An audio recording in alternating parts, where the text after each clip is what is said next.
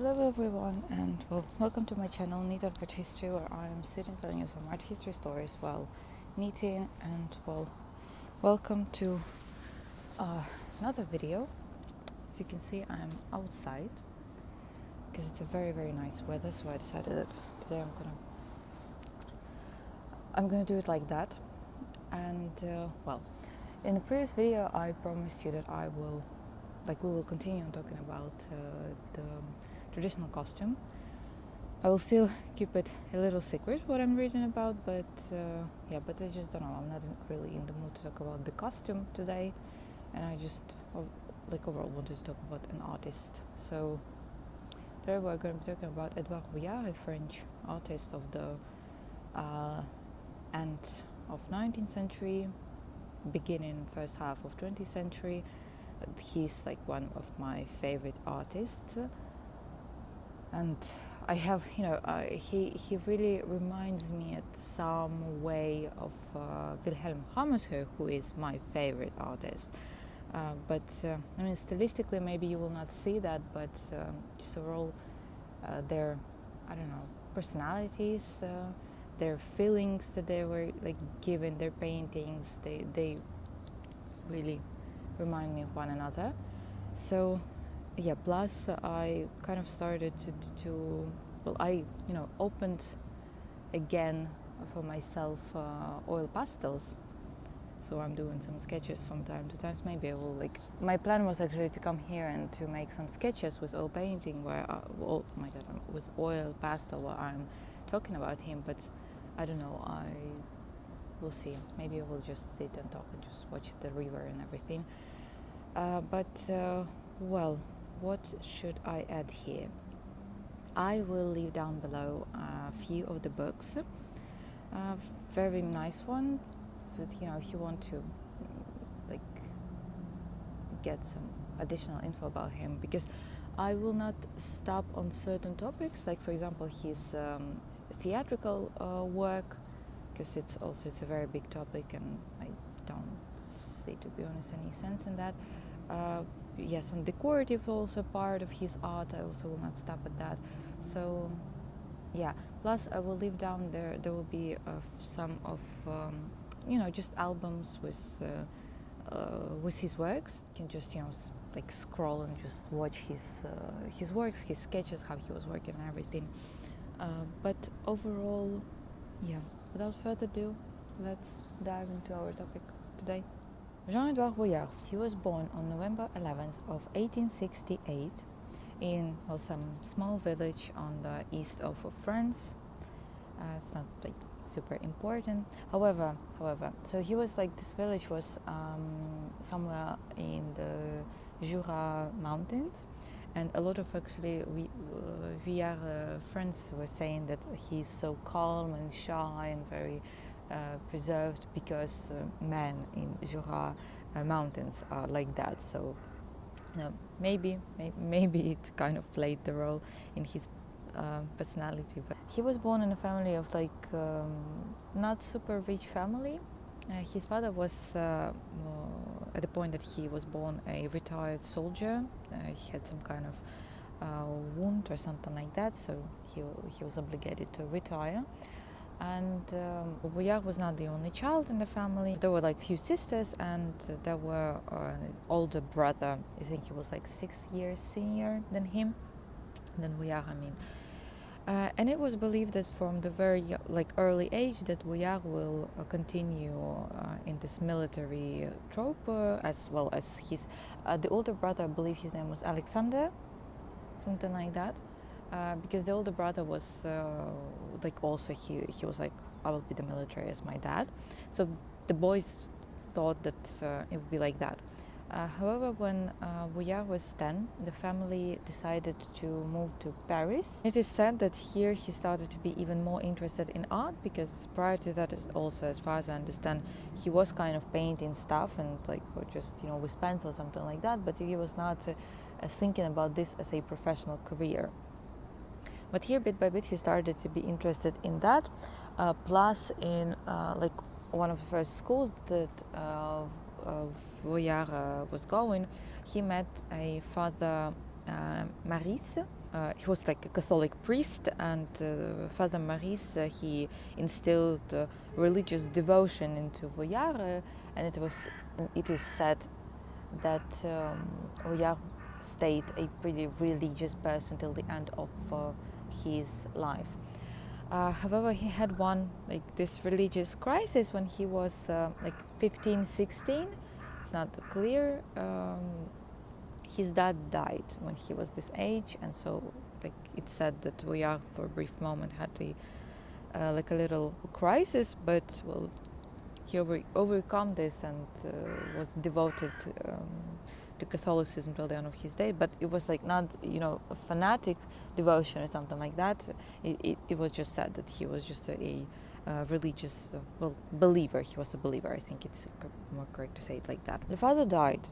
The family obviously lost their main income, and because the mother, after that she received just some minuscule pension that was not enough for paying for her and for another kids.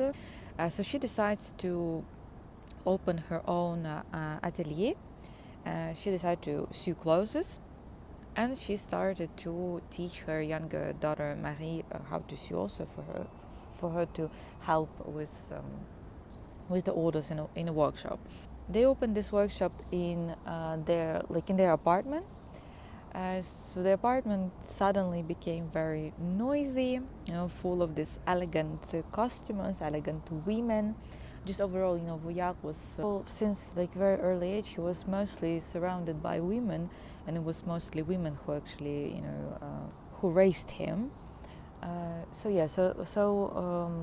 Now his apartment also was constantly full of very elegant, pretty rich customers, pretty rich women, very colorful women. There is, full of, the apartment was full of packages with very colorful fabrics, with threads, with different patterns, with different needles and everything like this. So that was this colorful picturesque surrounding was what he was coming home every day from school. So obviously this artistic also at some point type of living, it most definitely affected him, especially in terms of colors and forms and shapes and patterns and everything. He received also at some point a scholarship to study at one of the most prestigious educational institutions in France that was called Lycée Condorcet. That was a place where a lot of famous people, now at this point famous, we know them, were studying, like Paul Valéry, for example, like Marcel Proust, Henri Toulouse-Lautrec, all of them were studying, etc., etc. These are just some of the examples for you to understand. All of them were studying at some point, in this lycée. And he studied in this lycée. He was here just for 1 year. However, this brief 1 year was very important in terms of acquaintances that he made and for his future career and everything, because it was here that where he met his very close friends and colleagues for the rest of his life, and those who, with whom he would go hand in hand in art again to the rest of their lives. So those people was Maurice Denis, Pierre Bonnard and Xavier Roussel. All were then the members of Nabis group, and I will mention about this. Xavier Roussel, at the end of the day, became even his brother-in-law, because he married his Vuillard's sister. And in general, Vuillard is remembered as a very shy boy, a very shy man, very reflective guy also. Most of all, he liked to spend time at home, and it was a place where he could, hide, where he could recover and just basically be himself. And later, when he became a popular artist, he was saying that I do not make portraits, I paint people at home. His best works will focus on the details of the interior no less, and sometimes deliberately more, so we can say, than on the features of the main figures, because a person's house is its continuation and the eloquent embodiment of, like, I don't know, temperament, of occupation, of overall outlook, and etc. etc. In 1885 then, Roussel, he was the one who was like, I am going out of this lyceum, I don't want to study here anymore, I want to pursue art career and everything like this. And he got to Vuillard and he was like, come on, let's go with me, let's start our art careers, or something like that. And within a year, the two of them had moved from a private workshop to Julian Academy. So Julian Academy was a very it was a prestigious place at this point. It was academy, so that was the rather conservative educational institution, not the place where artists could have been super flexible with their art, very creative, as we can say. At the end of the day, it was academy. So I talked about this a little bit, my thoughts about academy I think it was in the video of Rosalba Carriera. Yeah, so that's not the place. This is the place when you are studying the bases till the point that they will be just automatic for you, and just then you can go and you can be whoever you want, do whatever you want, paint in whatever style you want. But I genuinely believe that if you want to be a professional artist, you need to have a professional training in this also. Because me, for example, I'm doing some oil pastels from time to time, but I do not call myself an artist, because I'm not. Because I don't know the basis of anatomy, for example. I don't know the basis of shapes and forms, so I can play with color. I know some theory about that, but in practice this is not something that I'm familiar with, and this is not something that I'm strong in. So I don't think that I am I can position myself at the same level as, for example, my friends who finished, they are professional artists, they finished academies, they were studying all of that, and sometimes we have similar styles, and sometimes we can paint similar things, the execution can be similar, but still at the end of the day you can see who is trained professionally and who is not. So that was a very important step for Vuillard, and just overall for the boys, I believe, because they learned here, he had these opportunities to develop his artistic senses and again learn professionally all of the aspects of that. So then, on the base of this knowledge, he was able to develop his own style and experiment more and stuff like that. Plus, here at Julian Academy, he met even more of the boys who became his friends, and with whom they who also became a part of Nabis group then. So before we'll continue with Vuillard, it's I want to stop at Nabis group. I will not leave you in the darkness about them. I will link down also one of the books where you can also look at in some of the works, and just overall this is the group about the book about their group, like this. In 1888, so what is this? 3 years that they left, Vuillard with Roussel left lycée. They plus Cerisier, plus Pierre Bonnard and Maurice Denis also, they united into the group Nabis. Nabis, it's translates from the ancient Hebrew as prophets, and this name was proposed to a group of young artists by the poet and specialist in ancient Eastern literature, Auguste Casali. The founders of the group, so again, Cerisier, Pierre Bonnard, Jean Vuillard, Maurice Denis, they all believed in the revolution they were making in art, but treated this name prophets with healthy ironies, we can say. So that was just a name. However, it's mentioned that sometimes they were making some, sometimes this group looked like a bit like a cult, something like this, because they were sometimes wearing some capes, doing some strange things. Not the rituals though, nothing like that, but they had their own language at some point, and they were just this, we can say as something like if you read Donna Tartt's Secret History, maybe it was something like that. So they were just young girls, yes, girls slay, no, young boys living their lives, trying to be artists, explore themselves and everything. And the Nabites, they recognized rather the mystical role of the artist as a priest, a mediator who reveals the invisible. Plus, at some point, they decided to give one another some nicknames, and those nicknames were based on certain features, either in their style of painting or in their physique or something. So, for example, Cerisier was called the Nabi with the glowing beard. Vercade, he was called the Obeliscan Nabi because apparently he was very tall. Vuillard was called the Zouave because of his unkempt red hair and beard also. I don't know, so Maurice Denis, for example, he was called the Nabi with beautiful icons.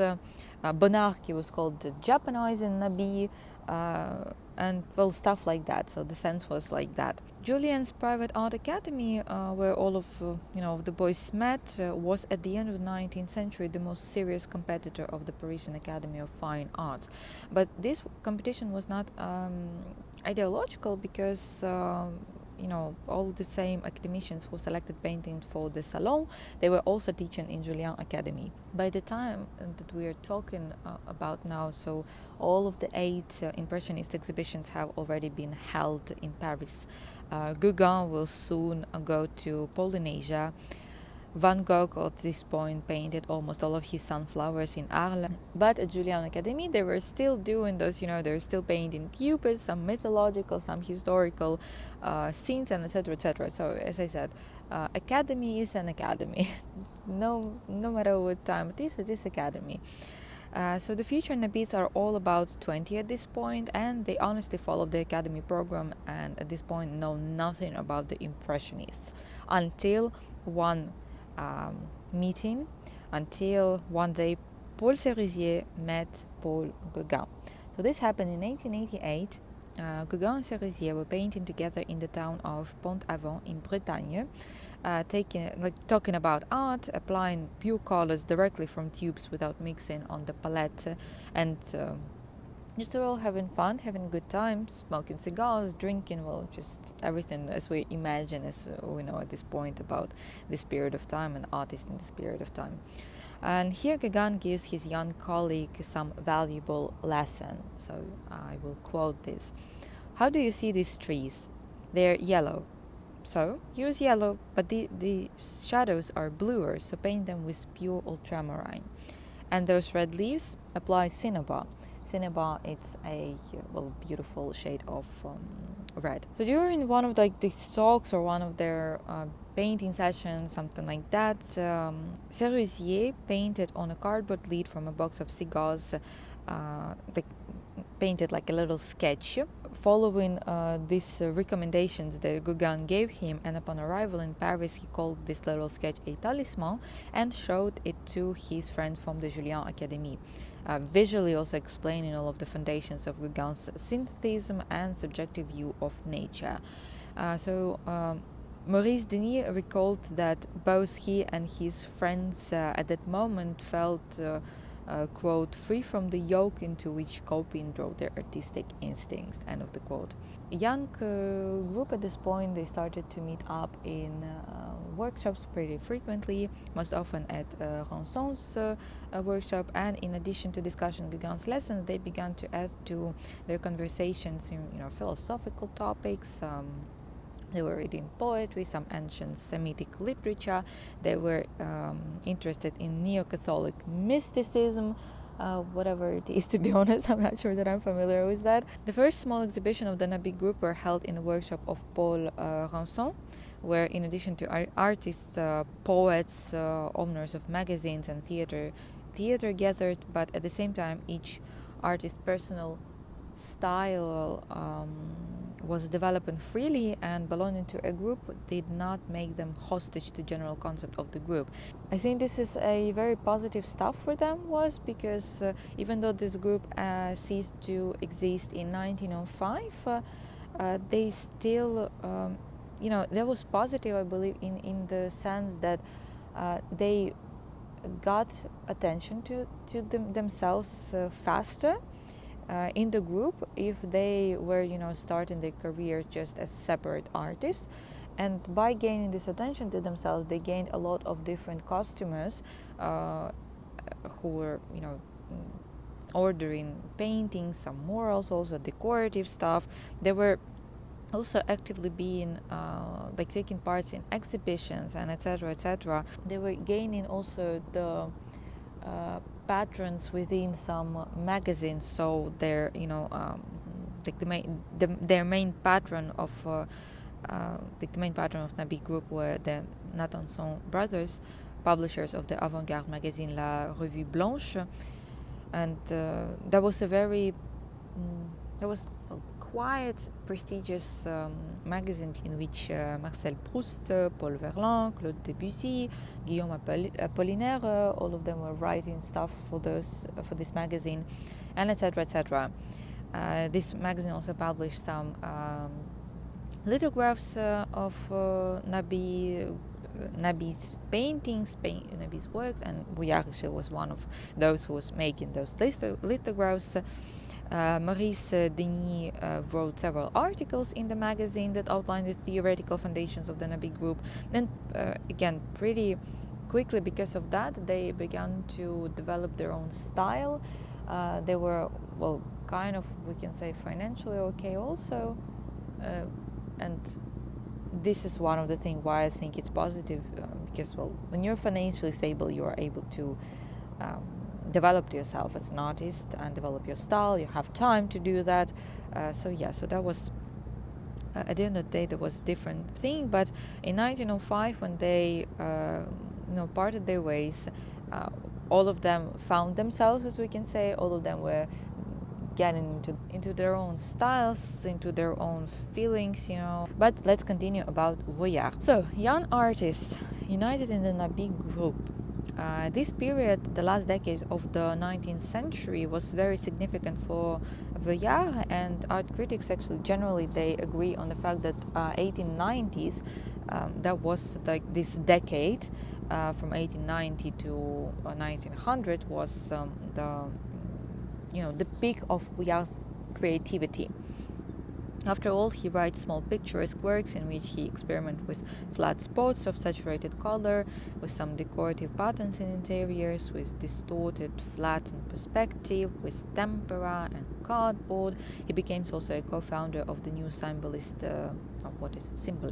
theater, Théâtre de l'Œuvre in Place Clichy, for which he actually creates scenery, costumes and programs.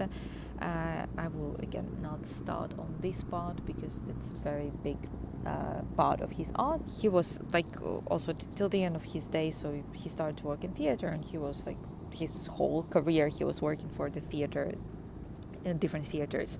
The Guardian's art critic Jonathan Jones calls Vuillard a stay-at-home Gauguin. Vuillard finds his exoticism and his Polynesia in Paris, in the beautiful houses of rich, free-thinking and beautiful people, aesthetically beautiful, in that world which until now he did not really have any access as a modest son of a seamstress. At this time also the artist paints huge panels for the decoration of fashionable living rooms where writers, publishers, theater directors gathered and everything. Decorative part of his art is also very big, and just overall of Nabis Group it's pretty also a big topic, so I will not stop here. We'll just show some examples maybe. He makes illustrations for the avant-garde magazine La Revue Blanche, becomes a close friend and a regular guest at the house of its publisher Denis Natanson, and all these years. So the most controversial thing about Vuillard is that his love to married women, as we can say. I don't know if to quote correctly, but he was desperately in love with Misia, with wife of Denis, not Antoine. I was very hopelessly in love with her, but it was said that he never actually confessed to her. But then, well, he kind of forgot about her, as we can say, and moved on to another married woman, but, well, bit by bit about that. So with Misia, he painted Misia a lot, and even in the works where she was not present, you can still see her style, you can still see her taste, because it influenced at some point Vuillard, well, pretty significantly. Also, he was constantly taking photos of her, and just overall, again, I will link down below a book about Bonnard and Vuillard photography, because they were both enthusiasts. They were taking a lot of photos, actually, and, well, we can say that Vuillard was like one of the first who actively used photo cameras in his period of time. So he was taking a lot of time. He was taking a lot of pictures of Misia also. However, they did not have a happy ending, as I said, although Misia later divorced that day. Then she married 2 more times, but still at the end of the day, they did not get together. And Misia actually wrote her memoirs, and in her memoirs we have one thing that she mentioned about Vuillard, and I will quote this for you. "We started at dusk. In a serious and dreamy mood, Vuillard took me to the riverbank lined with the silvery trunks of tall birch trees. I believed that we were not speaking. He was walking slowly through the yellowing grass, and I respected his silence. The ground became rough under our steps. I stumbled on a root and nearly fell. Vuillard stopped to help me regain my balance. Suddenly his gaze met mine. I could only see his sad eyes glistening in the growing darkness. He burst into tears. This was the most beautiful declaration of love ever made to me." And I, to be honest, I don't really know what happened then, like how they lost the context or everything. Just they lost the context, the contact. And then at the beginning of 20th century, Edouard Vuillard signed a contract with one of the largest Parisian galleries owned by the Jean brothers. One of the partners of the gallery was Jos Essel. He welcomed Vuillard into his home, and they became also lifelong friends. And to be honest, still, in the last decades maybe of his life, they literally became like a family. However, here history repeats itself, and such a relationship with Essel did not prevent Vuillard from falling in love with his wife Lucie, Loulou, I think. I also saw her, I think they were calling her sometimes like that. What is interesting here is that Essel himself did not really pay attention to this affair as such, and also important to know that Vuillard biographers, they have no doubt that this time it was like a real affair, because with Misia it is believed that they were just going on the walks, they were just talking, and again he was just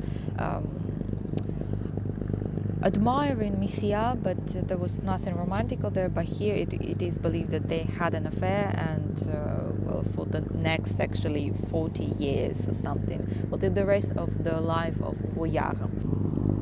In 1900 then, Vuillard decided to leave Nabis. So Nabis as a group ceased to exist, as I said, in 1905, but he left 5 years prior, and he returned to traditional realism, as we can say.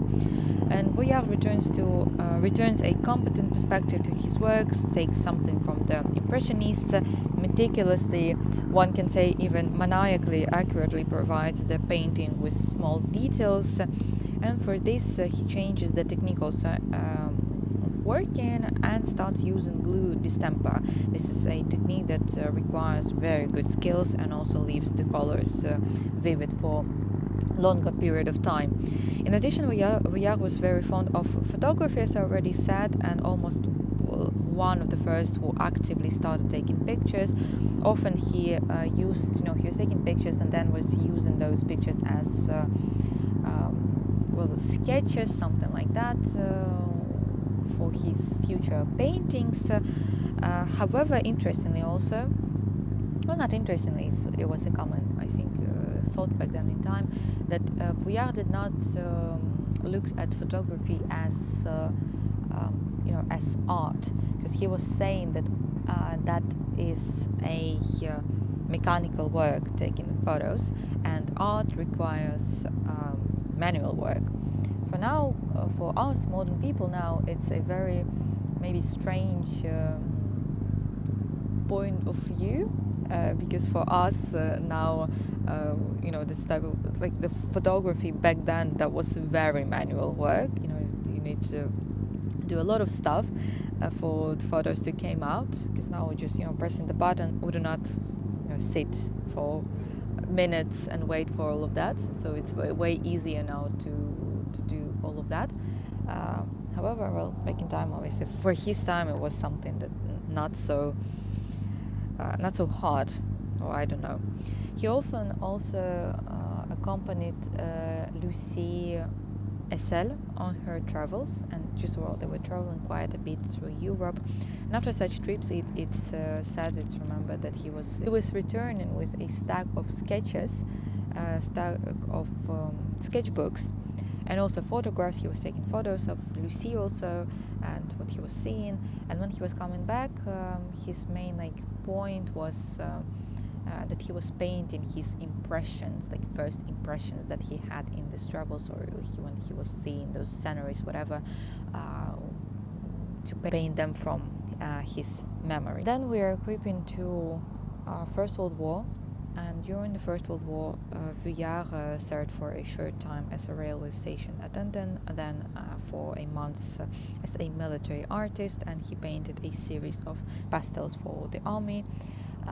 So overall, at this point in time, he's actually a pretty famous artist, and he has quite a bit of political connections at this point, because his brother-in-law, this Roussel, they are married already with Vuillard's sister, and Roussel, it was said that he was he had some different political views. He was borderline communist, and as you can see, communism, it's not something that was supported back then also in Western Europe. Thanks gods, because it's a complete fuckery.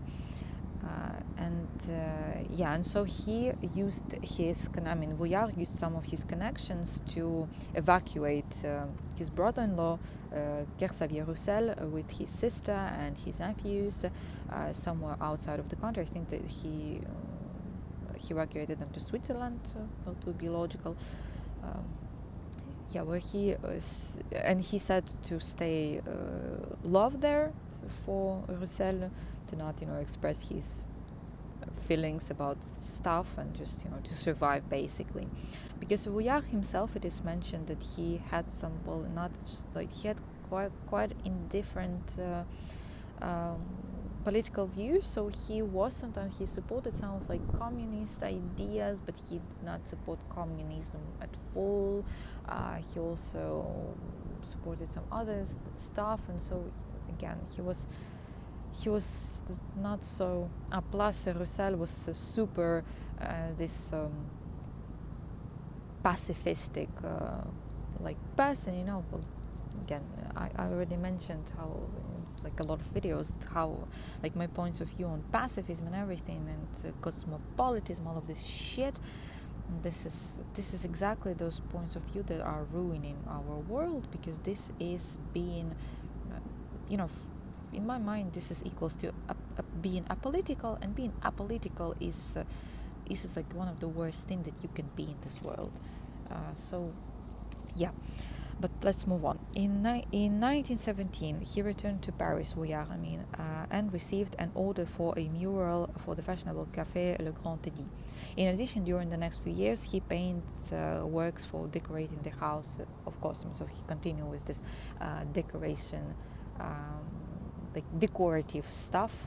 In 1920, portrait became his main genre, and from 1920s he is known as a very valuable, skillful, famous portraitist, and he painted rich and influential Parisians. So again, those starting with actresses and actors and ending with political figures. And just overall, in the period of 1920s to 1940s, he again, as I said, portraits was his main interest, and he painted more than 40 portraits, something like that. What was important in those stuff is that all of his models was posing in their homes, like home environments, or in their offices, or behind the scenes of the theaters, for example, if he was some artist, actors, and etc. Because placing he was placing the great emphasis on interior details, because those details, they can give us as a viewers more information about the subject on the painting, those people, and he was also again very meticulous with those details and those patterns on wallpapers, fabrics, and etc. Until the age of 60, he lived with his mother. So his mom was a very great and big part of his life, and it was just overall said that Vuillard had just 3 women in his life. So it was his mother, it was Misia, and it was Lucie. So he was his mom. They lived constantly together, and sometimes they were living in small places, sometimes they were living in bigger places, sometimes he was renting 2 apartments, but just in one apartment building. Sometimes they were living in one apartment. Sometimes this apartment again was just a little few rooms apartment. Sometimes at this point already, when they are older, because as you can see both of them lived a very long life, they were living in a 5-bedroom apartment, and his mom continued to be a seamstress, so she continued to have this sewing workshop. However, despite the fact that he was now at this point surrounded by all of this richness and beauty and all of these clients, he himself was very modest, and he stayed very modest. And it is said that everyone who was coming to his home and coming to his room, they were saying that he literally lived like a monk, because he didn't really have a lot of furniture. It was just some bed, some table, and his works that he was painting, and that's all. In 1928, then his mom dies. She's 90. She was 90 at this point, so I lived a very, very long life. And obviously there was Vuillard was heartbroken about that, and it affected Vuillard pretty greatly. So in order to comfort him and to distract him a bit, the Pastels, they took him on a trip with them, first to the Netherlands and then to Spain. And it is said that Vuillard was spending a lot of time in Prado Museum, and he was very fond especially of Velázquez, but was super disappointed in El Greco, so it's kind of funny for me. Then the 1930s come, and in 1930s he started he worked a lot on the government programs. So he became the government finally, we can say, recognized him, and it was, I read it this morning, that it was actually pretty important. So he understood in this 1930 that it was important for him to be recognized by the government also. So France ordered him several murals. Paris administration was buying some of his works, and etc. Then in 1939 he, together with Maurice, Denis and Roussel, was invited to create a mural for the League of Nations building in Geneva. Run out of the time, are literally on the last sentences of our video today. So yeah, we will finish this video at home. So I stopped the fact that in 1938 he became he became a member of Academy of Arts, which was again pretty important for him. And in 1938 he had also a big retrospective exhibition of his art. And it's very interesting. So I read in one of the books that I linked down below that he was actually terrified of exhibitions and exhibiting his like work and having his personal exhibitions.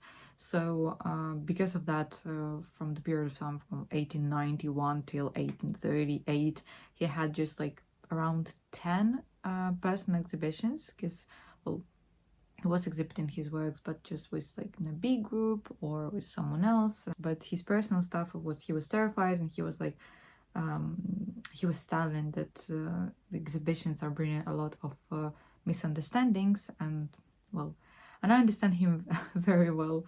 Like I can reflect on that with him. And in this exhibition 938, it was even said that he came like in first day. He actually came to this exhibition almost like near the closing time, and even when he was already there, he was still at the end of the day just hiding near the dressing room, or like how do you call it, where you're leaving your coats. So yeah, so he was basically hiding in the corners, even there. But well, 1938, so the Second World War is almost on the verge of starting. And in 1938, when the war started, he still was in Paris. But when the Germans got into Paris in 1940, he decided to leave. He decided to evacuate, as we can say.